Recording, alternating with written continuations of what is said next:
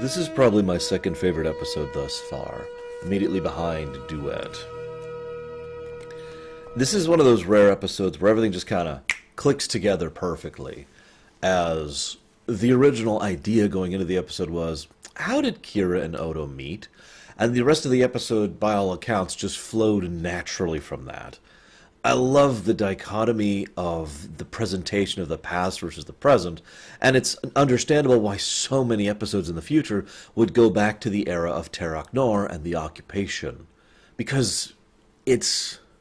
I mean, it's horrible. Let's make that very, very clear. But from a visual and from an audio and from a storytelling perspective, there's an engagement and an automatic interest in this particular environment. I also want to give huge props to Rene Auberjonois. He effectively plays two characters in this episode. Odo, and Odo how he used to be. And the two of them are very, very different. I also want to give special props to the director who managed to do...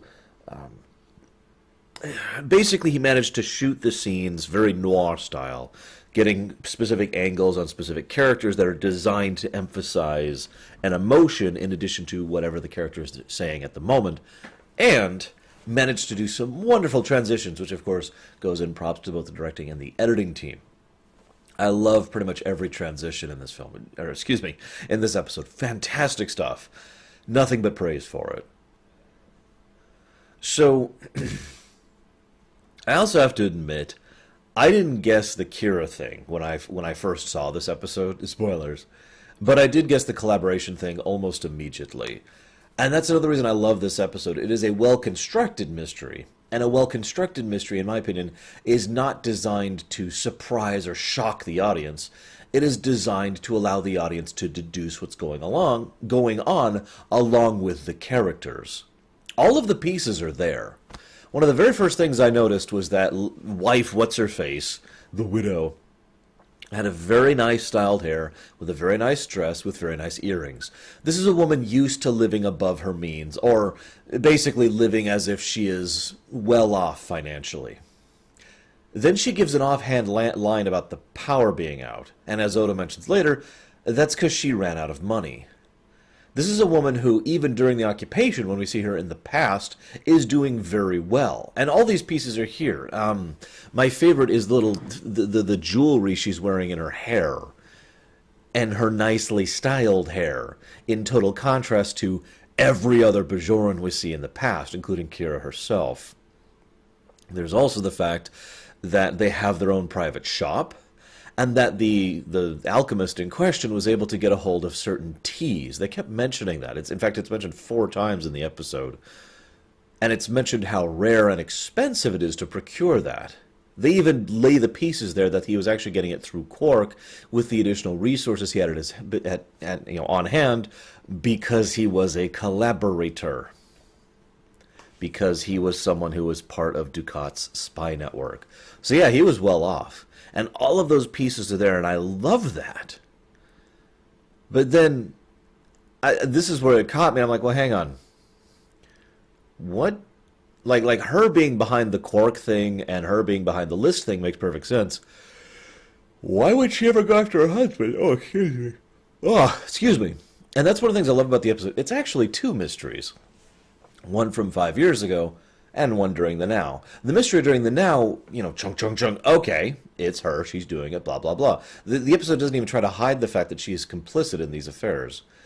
But the mystery from the past is almost treated as secondary in importance, which is funny because if you think about it from the construction of the long-term narrative, the past mystery is the far more important one. I'll get more to that later, though. Also, quick aside, they mentioned that all the other collaborators were able to give her a large sum of money each. Now, I mentioned that because I have a private theory, and it doesn't need to be true, and it probably isn't true, but I like to think that they are still Cardassian collaborators. I like to think that even though the occupation has ended, the, if nothing else, Obsidian Order, never mind the actual Cardassian Union government, still maintains Bajoran agents on Bajor, and as such, these people are still well taken care of and can swallow, yeah, here's 100,000 Quatlus or whatever. Here you go, enjoy. My opinion. I also like to think that after her incredibly crude and crass blackmail, she would have burned through the money again and then been right back to square one with nothing to show for it. Because she strikes me as someone who doesn't have a brain, to put that as bluntly as possible. As a quick aside, one thing I've heard several people speculate on is the identity and purpose of the other guy. The guy who basically says like two lines of dialogue, three, excuse me, lines of dialogue in the whole episode, and is the one who kills Quark and then attempts to kill him again. Now, my opinion, that guy is a Bajoran. I don't know how to say this. A guy with the Bajorans who is part of the resistance movement who is trying to root out the collaborators.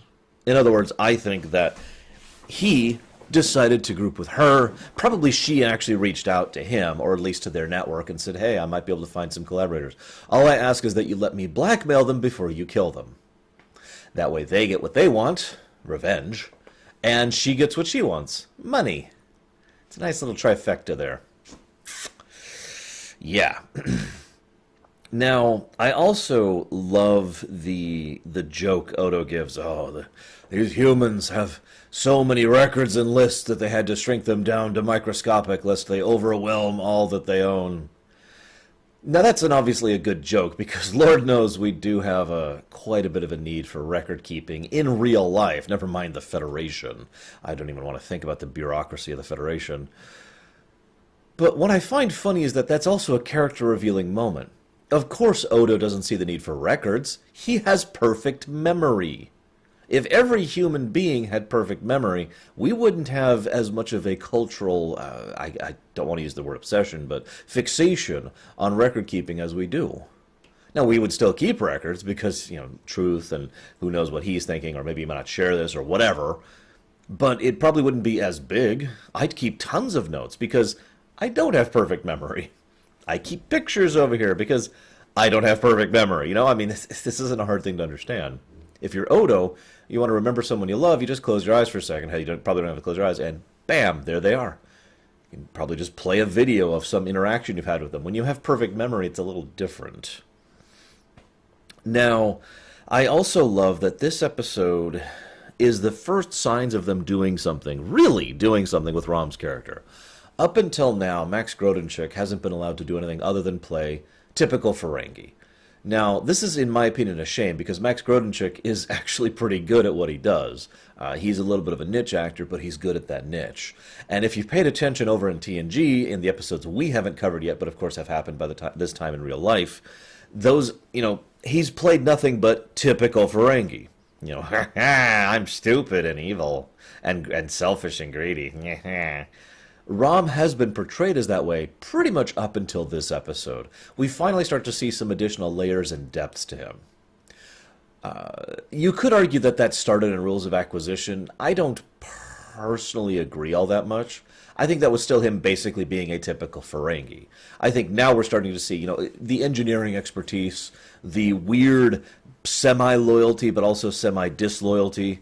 Like, you could almost see how he's trying to bully himself into being a typical Ferengi in this episode. Because, the first thing is like, oh my god, you're right. The bar could be mine. And that didn't even occur to him. And he's like, yes, no, the bar's mine. Now I have to focus on that, and so forth and so on. I also love to see the general professionalism in this episode. There's only a few tidbits with Sisko and Bashir and Kira, in the present, obviously. But all of them are very professional and very straightforward, and it is funny to me how, despite everything, they are all very much on board with both helping Quark and getting to the bottom of this situation. I do like that. I also like how smoothly Odo and Sisko naturally good cop and bad cop Rom into telling them the truth. It's not like Rom is particularly good at enduring an interrogation anyways, right? So, then we see the first clip into the past, as Odo, with his perfect memory, starts remembering the past. Now, I didn't just mention the perfect memory thing for no reason. Obviously there was the reason about the record-keeping thing, but it's relevant because it means what we see in this episode is the truth. Now, this is important because there will be later episodes, and Star Trek has done this before, and many works of fiction have done this before, where what we see in the past is something tainted or affected by opinion or perspective. Whereas what we are seeing here is effectively a photocopy exact record of what Odo saw back then. So we can take everything we see in the past in this episode as absolute truth. That's what actually happened. We'll discuss more about that in future episodes where it comes up, because not every shot of Terok Nor is going to be an accurate shot of Terok Nor, and that's important to keep in mind. This one, however, this is just straight up how it is. And we also know how incredibly observant Odo is. It's established several times in this episode. Let's talk about Gul Dukat very briefly. And now, this was well into the occupation, a mere 5 years ago. So Dukat has been in charge for a bit. I forget who it is. Someone on YouTube once sat down and put together all of the appearances of Gul Dukat in the past in order, as in chronological order in setting. It is interesting to see how much Dukat changed over the course of his tenure at Terok Nor, and that's all I'm going to say about that right now. But this is fairly well in.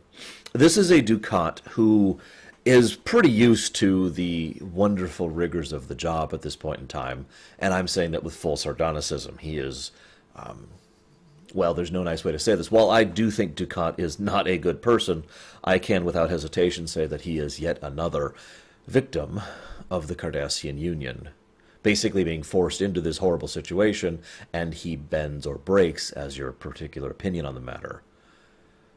This is most easily shown when he asks Odo, have you seen a dead body before? Yes, in your minds. Notice how aggressive Odo says that line, by the way. And then Dukat says, no. No, those are casualties. This is murder. Ouch. Now, that is not exactly pleasant. But then he mentions another line, and this got me thinking.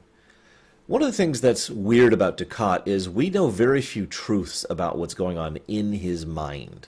While several other characters, we can say with high certainty what they're thinking or what they're feeling, Dukat, the internal side of Dukat is something that we have to debate, because we don't know, because he lies, and he has a very strong trait of self-delusion.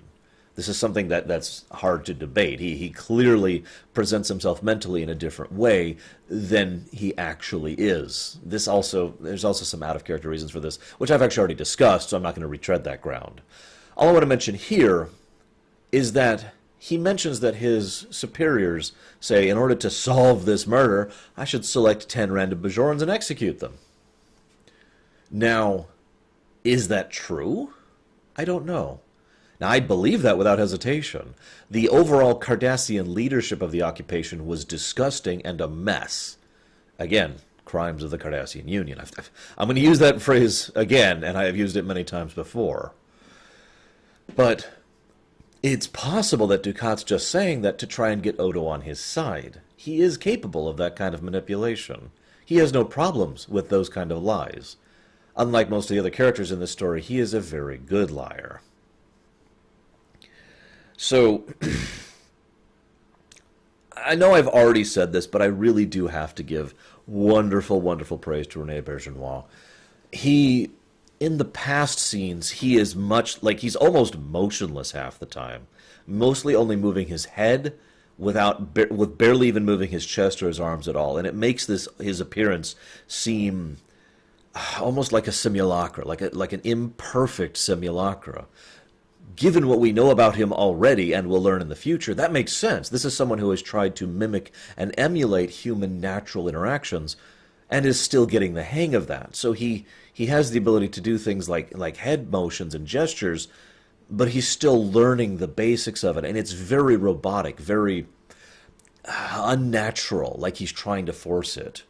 Now, I personally empathize with that a lot. When I was much younger, and I've talked about this before on my show, so I don't have a problem mentioning it now, I had problems presenting how I really felt. I would feel. I was not a robot. I was not sociopathic. I would actually feel things and think things, but it didn't naturally express itself in my face or in my motions or in my tone. I had to learn that over time so I could better interact with other people. Nowadays, it's almost second in hand because I've been doing this for 30 years. I'm very accustomed to acting out my real emotions. So I can kind of sympathize where Odo's coming from. I remember what I was like in school. There was actually a kid, I'm sorry for the segue, there was actually a kid back in, this would have been fourth grade, who used to make fun of me at first because he thought I was angry all the time. But when he confronted me finally about it, and he said, "So why are you angry all the time?" I said, "Well, I'm not." I didn't say it like that. It was much more flat. "I am not. What are you talking about?"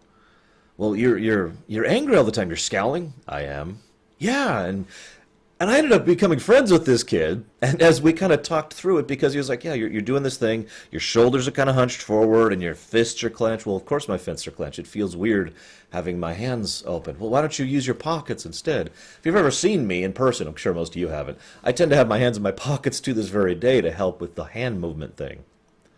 Because I was the same kind of thing. I didn't know how to present myself.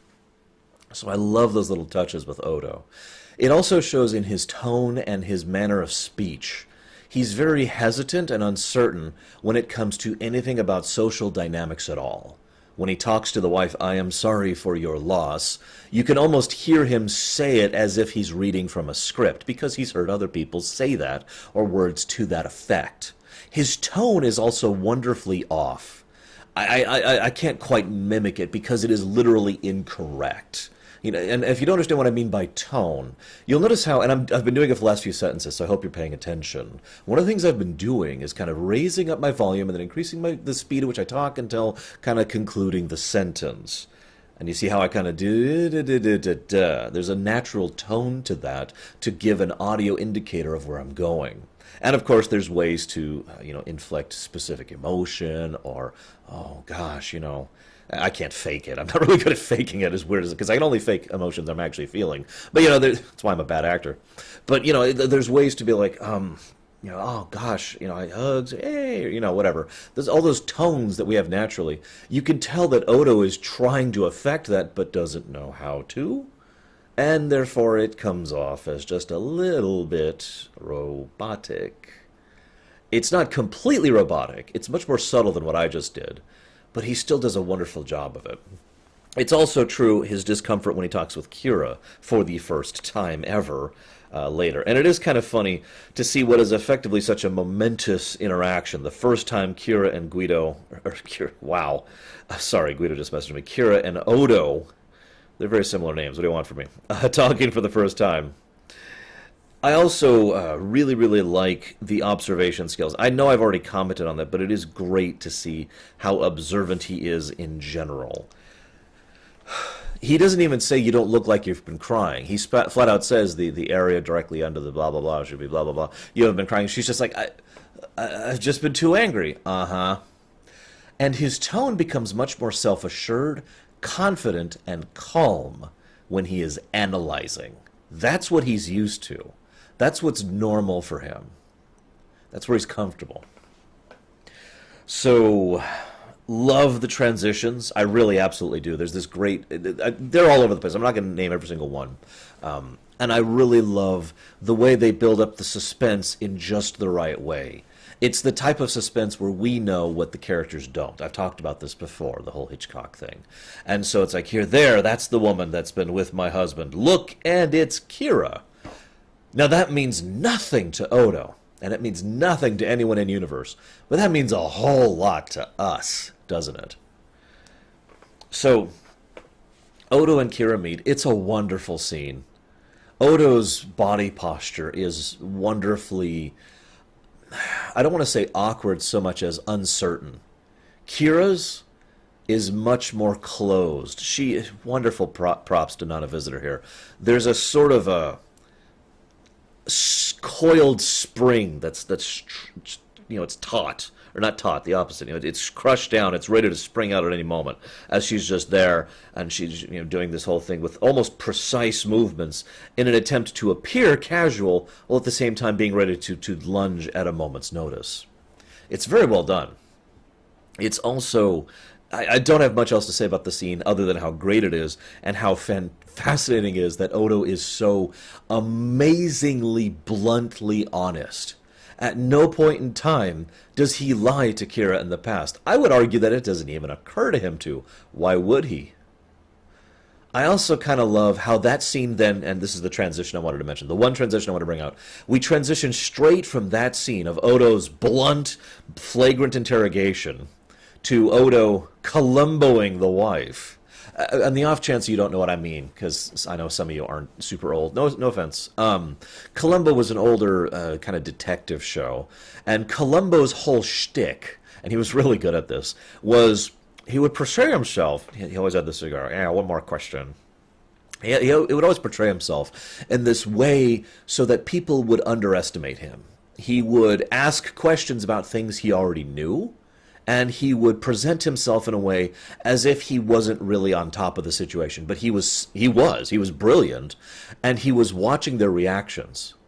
It's like if you...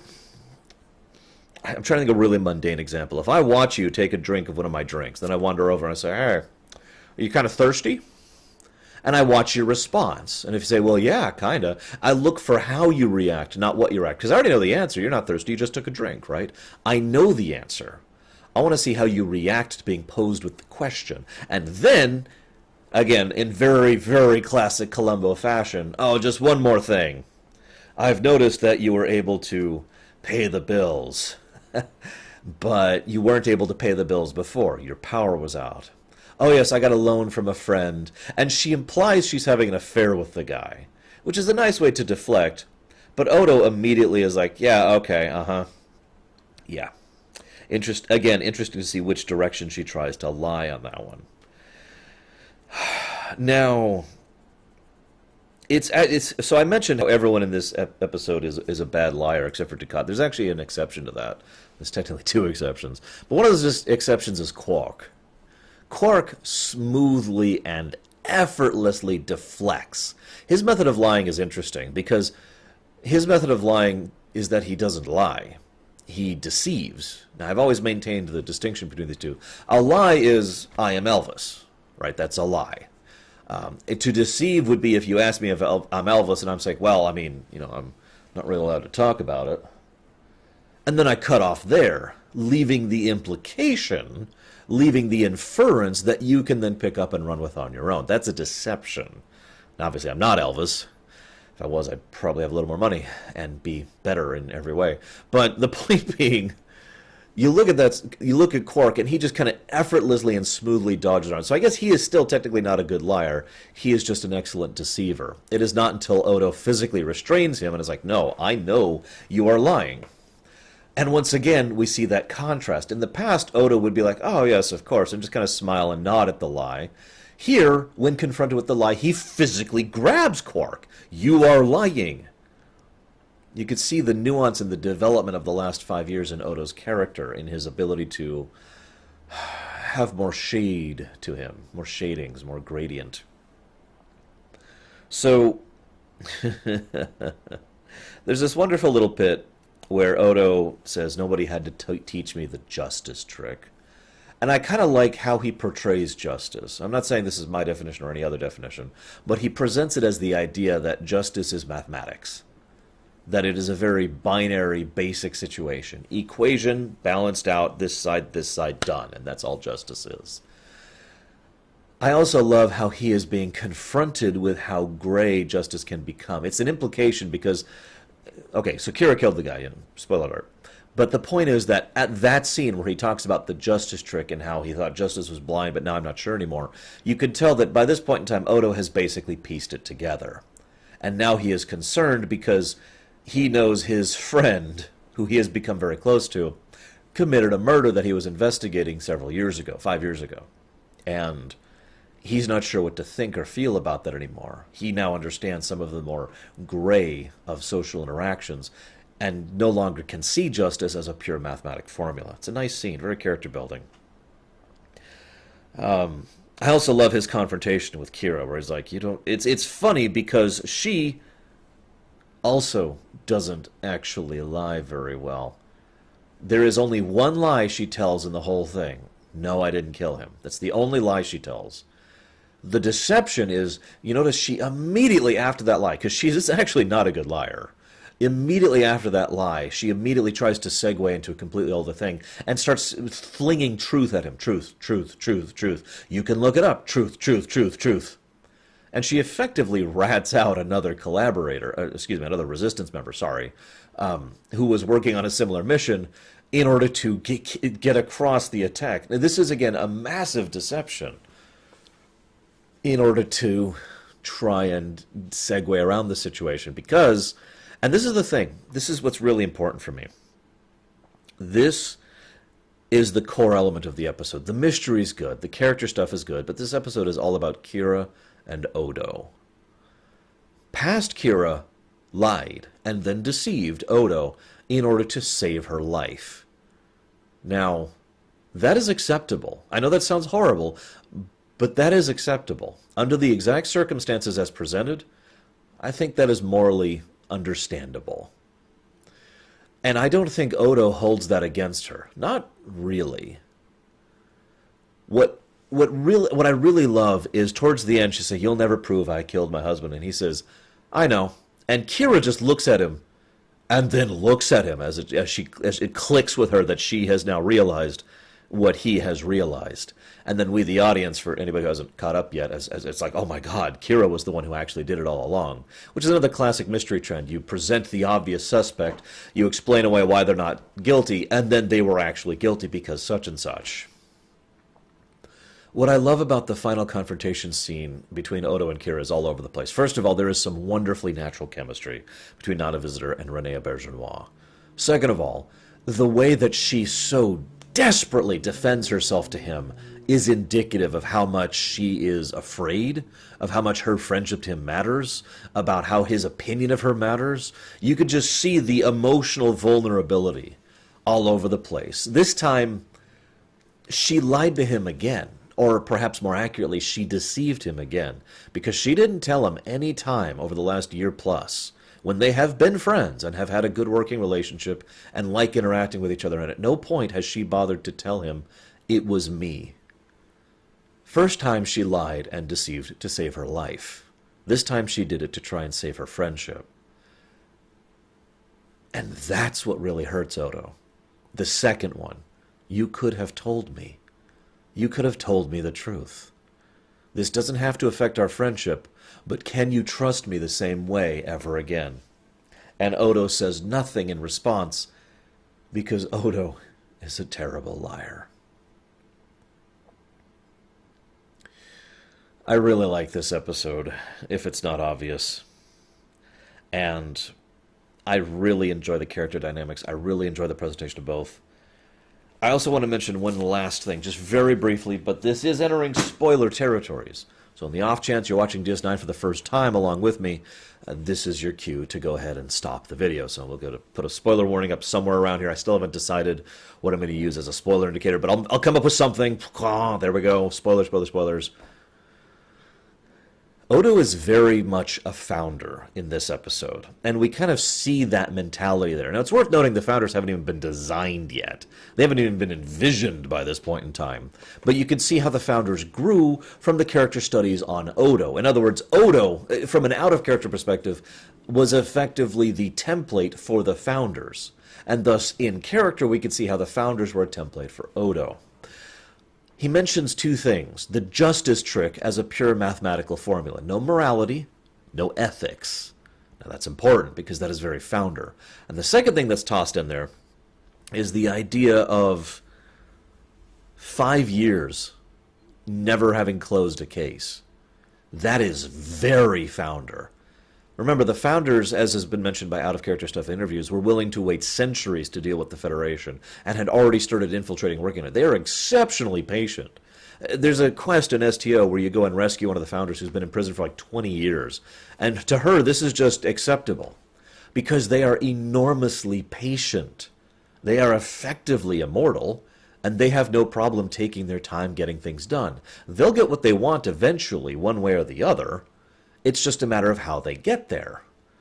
So you can see that founder mentality in Odo. 5 years on a murder case? Yeah, I can wait that long. That's nothing. I like that little thing. I just wanted to share that and share how you can see the development of what will eventually become the founders right here. That's all I've got. I hope you have enjoyed. I'll see you guys next time.